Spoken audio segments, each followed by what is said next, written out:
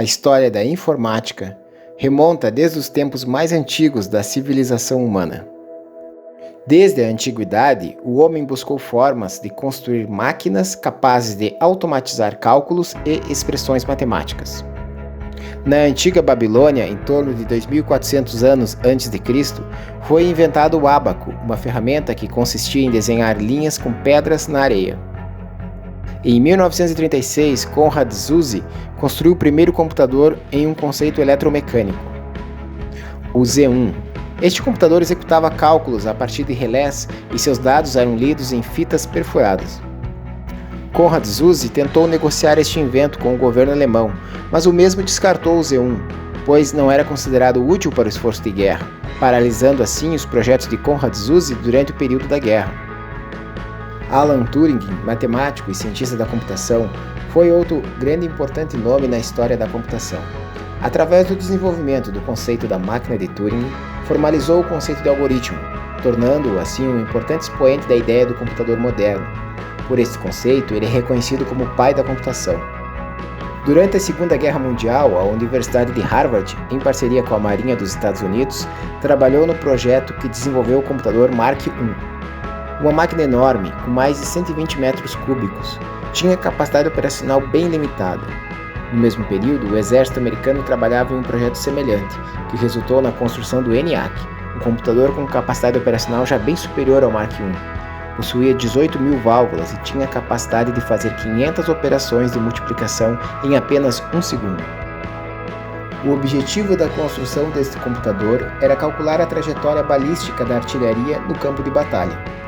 Porém, o projeto só foi concluído em 1946, após o término da guerra. Como o ENIAC queimava muitas válvulas por hora, consumia grande quantidade de energia elétrica e necessitava de um sofisticado sistema de refrigeração, isto fez com que o seu custo de manutenção fosse extremamente alto e difícil de manter. A programação do ENIAC consistia em modificar a combinação de fios conectados no painel principal, mudando assim as instruções do programa. O matemático John von Neumann trouxe a ideia que iria transformar de vez a computação. Transformar simplórias máquinas de calcular em potenciais executoras de instruções modificáveis, de forma que se pudesse modelar as instruções algorítmicas que o computador iria executar. Desta forma, um mesmo computador poderia executar funções diferentes, com base na lógica de instruções que o programa salvo nele contivesse. Para tornar isso possível, os novos computadores teriam que ter 3 características. A primeira, possibilitar que as codificações fossem salvas na memória do computador. Para isto, seria usado o sistema binário, salvar os dados no formato de zeros e uns. A segunda seria possibilitar que as instruções ficassem salvas na memória, bem como toda e qualquer informação necessária para a execução da tarefa. A terceira é permitir que as instruções que vão ser executadas no programa possam ser buscadas diretamente da memória, ao invés de lerem um cartão perfurado a cada passo.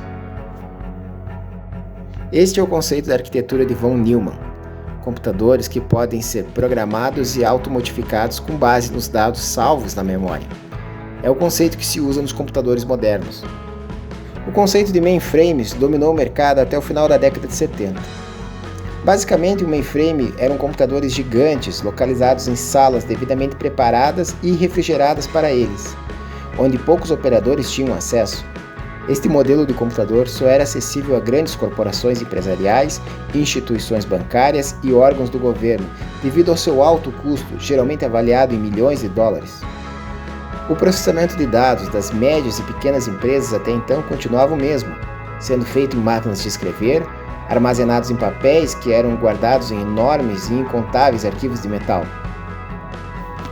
Mas em meados dos anos 70 foram surgindo os primeiros personal computer, ou como são chamados em português, computadores pessoais. Em 1971 surgiu o Kenbach I, pelo custo de $750.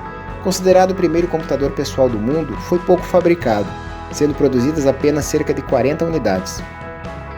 Em 1975 surgiu o Altair 8800 pelo custo de $400. Entre os usuários do Altair 8800 estava o calouro da Universidade de Harvard, Bill Gates, e o jovem programador Paul Allen. Ambos trabalhando juntos desenvolveram uma versão da linguagem BASIC para o Altair. Algum tempo depois, esta dupla acabou mudando completamente o rumo de suas vidas e da informática ao fundar a empresa Microsoft. Em 1977 foi lançado pela Tandy Corporation o TRS-80, com o objetivo de alcançar usuários domésticos e pequenas empresas. Este modelo fez grande sucesso no Brasil, sob os nomes de CP300 e CP500. Mas voltando um pouco, em 1976, outra dupla de estudantes, Steve Jobs e Steve Wozniak, fundaram outra empresa que iria revolucionar a informática, a Apple. Ambos abandonaram a universidade e se dedicaram ao projeto de criar o seu próprio computador pessoal, o Apple I. Wozniak, que trabalhava na HP, decidiu apresentar seu projeto para a empresa, que o rejeitou de imediato. Isso fez com que a dupla fundasse sua própria empresa montada na garagem de Steve Jobs. Nesta garagem foram fabricados os primeiros computadores vendidos pela empresa. Logo apareceu Mike McCullough, na época vice-presidente de marketing da Intel, e resolveu investir $250 mil na Apple. Poucos meses depois, em 1977, foi lançado o primeiro microcomputador como conhecemos hoje, o Apple II. O computador possuía teclado integrado e era capaz de produzir uma interface com gráficos coloridos. Uma parte da linguagem de programação do Apple II havia sido desenvolvido pela Microsoft, uma versão personalizada do BASIC para Apple II. Logo no primeiro ano, as vendas chegaram a $2,5 milhões e com seu meteórico crescimento de vendas, a Apple se tornou uma empresa de capital aberto. Com todos esses recursos, ela construiu sua sede principal, a Infinity Loop, em Cupertino, na Califórnia. Porém, no início da década de 80, boa parte dos executivos ainda tinham em suas mentes que computadores pessoais eram brinquedos. Isso esbarrava também na mudança de paradigma e de hábitos que iriam suceder dentro das empresas a partir daquele momento. No entanto, foi ficando cada vez mais claro que as empresas que não passassem a se administrar de forma automatizada, essas iriam ficar cada vez mais para trás, perdendo espaço competitivo. Em 1980, a IBM decidiu entrar no mercado de computadores pessoais.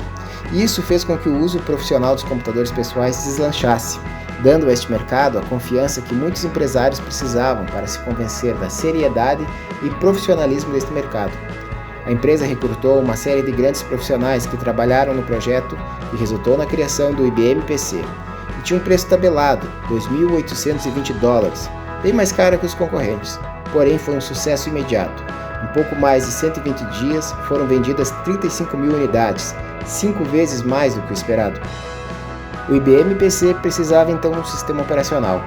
Durante o processo de desenvolvimento do IBM PC, houve uma tentativa fracassada de fazer uma parceria com a Digital Research, uma empresa experiente na criação de sistemas operacionais, para o desenvolvimento de um sistema operacional para a IBM. A falha na negociação deixou a IBM sem outra opção. Ela então recorreu à Microsoft. Esta lhe ofereceu um sistema operacional para a IBM, mas na verdade a Microsoft não tinha o sistema operacional pronto. Ao assinar o contrato de licenciamento do DOS para a IBM, Bill Gates e Paul Allen procuraram a empresa Seattle Computer, uma pequena empresa que desenvolveu o sistema operacional QDOS. Eles então fizeram uma proposta e a Seattle Computer vendeu seu sistema operacional para a Microsoft por $50 mil, sem imaginar a grandiosidade que isso teria. A Microsoft então customizou esse sistema operacional e criou o PC-DOS. O contrato com a IBM previa um royalty de $10 a $50 por cada máquina vendida e um pequeno pagamento inicial.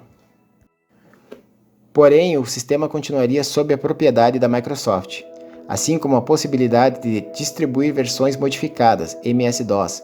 Como na época o ativo que tinha peso de valor no mercado era o hardware e não o software, a IBM aceitou, sem imaginar que isso tornaria a Microsoft a empresa mais poderosa do mundo no ramo da informática e tornar Bill Gates um dos homens mais ricos do mundo. Desde então, vários modelos de microcomputadores e de versões de sistemas operacionais sucederam nos anos 90 e 2000, até chegarmos aos modernos computadores que temos hoje. A revolução da telefonia e dos smartphones trouxe os computadores para a palma de nossas mãos e para os diversos objetos que utilizamos, o conceito de Internet das Coisas. A tecnologia está em constante evolução. Muito se evoluiu desde o início do século XX, porém sabe-se que ainda há muito mais pela frente. E se você está procurando um sistema para a gestão do seu negócio, o controle de comércio UAU é a solução certa.